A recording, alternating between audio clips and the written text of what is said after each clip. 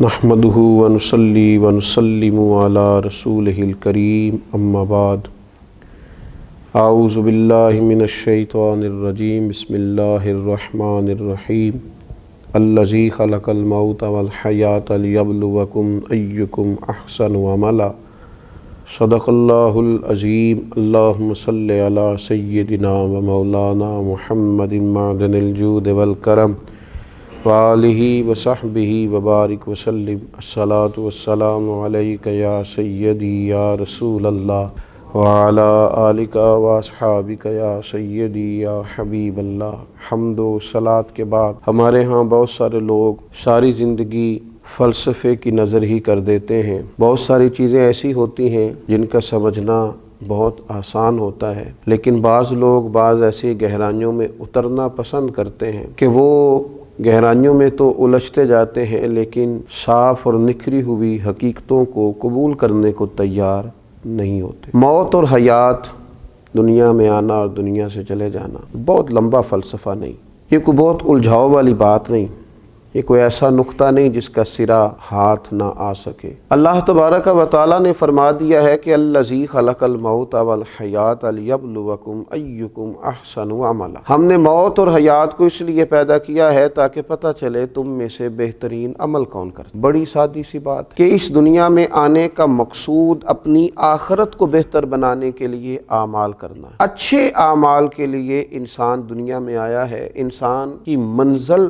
آخرت ہے، اور وہ اس لیے آیا ہے کہ اپنی اس منزل کے لیے زاد راہ جمع کرے، یعنی اچھے اعمال اختیار کرے۔ اب جب انسان کسی منزل کی طرف بڑھ رہا ہوتا ہے تو اسے نہ اس کے لیے کچھ چیزوں کی ضرورت بھی ہوتی ہے، ظاہر ہے اسے گاڑی پر سوار ہونا ہے، راستے کی ضروریات کا خیال کرنا ہے، راستے میں اگر اسے زندہ رہنا ہے اس کے لیے جس مناسب خوراک کی اسے ضرورت ہے اس خوراک کا اس کو حصول کرنا ہے۔ تو منزل تک پہنچنے کے لیے جن چیزوں کی ضرورت ہے اس ضرورت کو اختیار کرے گا، لیکن ضرورت کو کبھی منزل نہیں بنائے گا۔ راستہ ہوتا ہے، راستہ کبھی منزل نہیں ہوتا، لیکن راستے کو اختیار ضرور کیا جائے گا۔ اسلام کے اس خوبصورت فلسفے کو سمجھیں کہ انسان دنیا میں آیا اچھے اعمال کرنے کے لیے۔ اب دنیا میں چونکہ اس نے رہنا ہے تو رہنے کے لیے اسے گھر کی بھی ضرورت ہے، اسے اپنا بدن ڈھانپنے کے لیے لباس کی بھی ضرورت ہے، اسے اپنی کمر سیدھی رکھنے کے لیے خوراک کی بھی ضرورت ہے، لیکن یہ ساری چیزیں ضرورت ہیں، یہ منزل نہیں ہے، یہ راستہ ہیں، یہ حقیقی منزل نہیں ہے۔ ہمارے ہاں یہ ہوا کہ لوگوں نے یہ چیزیں جو ضرورت کی تھیں اسی کو اپنی منزل سمجھ لیا، کھانا ہے، پینا ہے، بڑے بڑے محلات بنانے ہیں، اسی میں زندگی کو گزار دیا۔ ان چیزوں کو برتنے کے لیے ضرور استعمال کریں گے، لیکن منزل حقیقی آخرت ہے، اللہ کی رضا ہے۔ نبی پاک صلی اللہ تعالی علیہ وسلم کی غلامی منزل ہے مسلمان۔ تو زندگی میں زہد کمایا جائے۔ یہ جو زاہد ہوتے ہیں، زہد کمانے والے لوگ ہوتے ہیں، یہ کون ہوتے ہیں؟ یہ وہی لوگ ہوتے ہیں جو دنیا میں رہ کے بھی دنیاوی لذات کو ترک کرتے، وہ کوئی کٹ نہیں جاتے، وہ کوئی مجذوبانہ زندگی نہیں گزارتے، وہ چیزوں کا حصول تو کر رہے ہوتے ہیں پر ان کا دل چیزوں سے نہیں جڑا ہوا ہوتا، دل اللہ رسول سے جڑا ہوا۔ زہد کیا ہے؟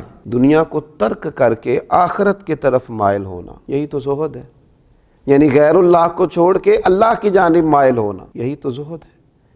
بس اپنی زندگی زہد والی بنائی جائے، دنیا اتنی لی جائے جتنا دنیا میں رہنا ہے، آخرت کے لیے اتنا کام کیا جائے جتنا آخرت میں رہنا، لیکن وہ الجھ جانا دنیاوی معاملات میں اور بہت زیادہ اپنا مزاج بنا لینا دنیا داری کا۔ حضرت امام غزالی رحمۃ اللہ تعالیٰ علیہ ارشاد فرمایا کرتے ہیں، حقیقی زاہد وہ نہیں ہوتا جس کے پاس دنیا آئے نہ، حقیقی زاہد تو وہ ہے جس کے پاس دنیا آئی تھی اور بعض اوقات بڑی رسوا ہو کے آئی تھی، لیکن اس نے کیا کیا؟ وہ دنیا سے مانوس نہیں ہوا، دل نہیں لگایا، دل اس نے اللہ رسول سے لگایا۔ آئی چیزیں اس کے پاس، بڑے بڑے آپ دیکھ لیجئے مالدار لوگ ہوئے لیکن ان کی طبیعتیں اپنے رب کے ساتھ جڑی رہیں، اللہ کے ساتھ ان کا مزاج رہا۔ تو کچھ زہد پیدا کیا جائے مزاج کے اندر۔ نبی اکرم صلی اللہ تعالیٰ علیہ وسلم کی خدمت میں ایک صحابی نے عرض کیا تھا، یا رسول اللہ صلی اللہ تعالیٰ علیہ وسلم، لوگوں میں سب سے بہتر کون ہے؟ تو فرمایا، ہر وہ مومن جو صاف دل ہو اور زبان کا سچا ہو۔ عرض کی صاف دل والے سے کیا مراد ہے؟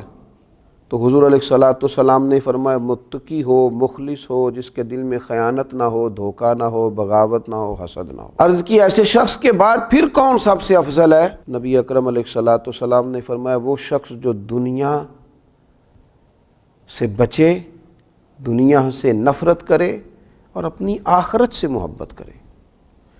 جو صرف دنیاوی معاملات کے ساتھ لگا رہے اور اپنی آخرت کو چھوڑ دے وہ افضل نہیں، افضل تو وہ ہے جس کا دل آخرت کی طرف مائل ہو۔ حضرت مولا علی شیر خدا فرمایا کرتے تھے تمہارے سامنے دنیا بھی ہے اور آخرت بھی، دنیا کے بیٹے نہ بننا، آخرت کے بیٹے بننا۔ اور نبی اکرم صلی اللہ تعالی علیہ وسلم نے فرمایا وہ لعنتی ہے جو درہم و دینار کا بندہ بن گیا، جو بن ہی پیسے کا بندہ گیا ہے، دولت مل گئی ہے تو سکون ہے، نہیں ملی تو بے چین ہے۔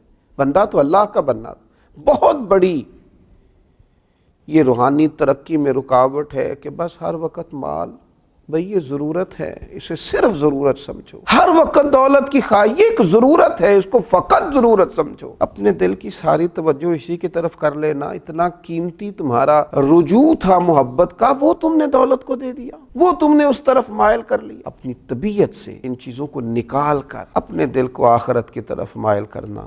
امیر المومنین حضرت عمر فاروق رضی اللہ تعالیٰ عنہ فرماتے ہیں میں دو جہاں کے سلطان سرور کائنات صلی اللہ علیہ وسلم کی خدمت میں حاضر ہوا تو حضور موٹے بان کی بنی ہوئی چارپائی پہ آرام فرما تھے، اور جب کریم رسول اٹھے تو بدن مبارک پر بان کے، موٹے بان کی چارپائی کے نشان تھے۔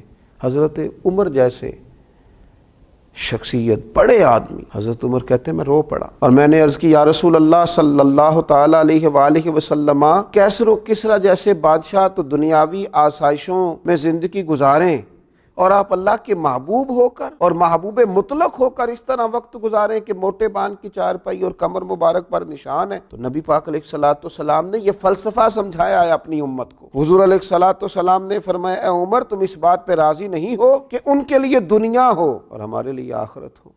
وہ فقط دنیاوی زندگی میں کچھ آسانیاں لیں اور آخرت میں وہ رسوا کر دیے جائیں، اور ہمیں اللہ تعالیٰ آخرت میں برکتیں، عزتیں، سعادتیں دے، اگرچہ یہاں تھوڑا وقت ہمیں مشکل میں بھی گزارنا پڑے۔ کیا تم راضی نہیں ہو اس بات پر کہ کیسر و کسریٰ کے لیے دنیا ہو اور ہمارے لیے آخرت ہو؟ تو حضرت عمر نے عرض کی یا رسول اللہ صلی اللہ تعالی علیہ وسلم میں اس بات پہ راضی ہوں۔ ارشاد فرمایا بس پھر عمر ایسا ہی ہے، زہد کا مزاج بنایا جائے، کچھ تھوڑا سا نا گزارا۔ وہ کسی درویش نے کہا تھا اور کمال کہا تھا، اس نے کہا تھا لوگوں نے اتنا پایا نہیں جتنا ہم نے ٹھکرایا ہے۔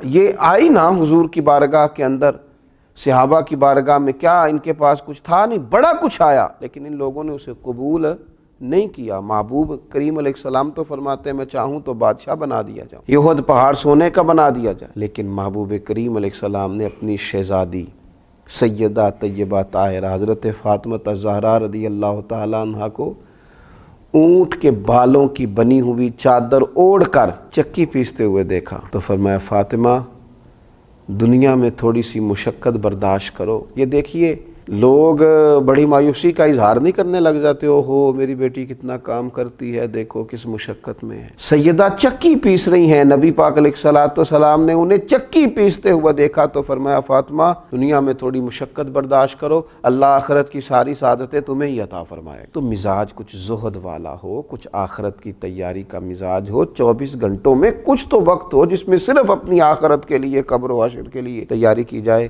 اللہ تعالی ہمیں اس کی سمجھ عطا فرمائے۔